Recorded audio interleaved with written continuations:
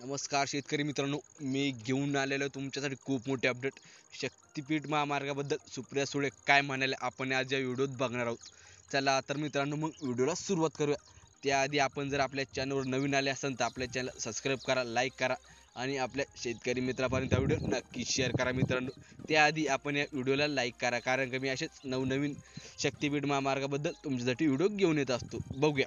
शक्तिपीठ महामार्गासाठी 80,000 कोटी, मग आनंदाचा शिदा. शेतकरी कर्जमाफी निधी का नाही? सुप्रिया सुळेंचा सवाल. राज्य सरकारकडून शेतकऱ्यांना मदत केली जात नाही. शेतकऱ्यांच्या सरसकट कर्जमाफीचे आश्वासन सरकारला त्यांचा विसर पाडला.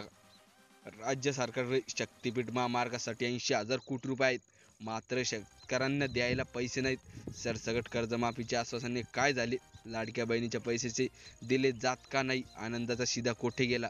असा सवाल खासदार सुप्रिया सुळे यांनी केला. तसेच अन्न व नागरी पुरवठा मंत्री छगन भुजबळ यांनी अर्थ खात्याकडून निधी न मिळाल्याने आनंदाचा शिदा बंद झाल्याची कबुली दिली आहे.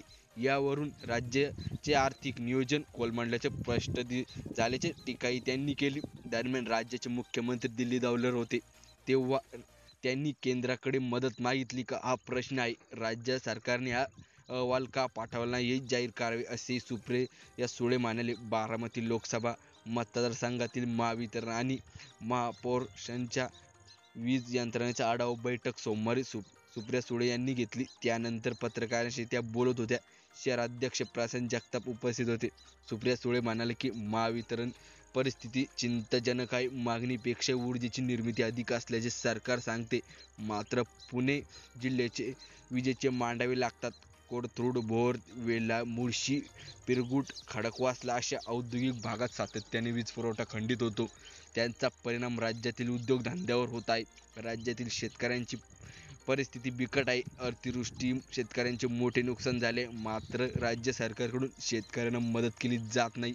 शेतकऱ्यांच्या सरसकट कर्जमाफीचे आश्वासन दिले, सरकारला त्याचा विसर पडला का? तर धन्यवाद मित्रांनो. अशाच नवनवीन व्हिडिओसाठी आपल्या चॅनलला सबस्क्राईब करा, लाईक करा आणि हा व्हिडिओ नक्कीच शेअर करा मित्रांनो. धन्यवाद.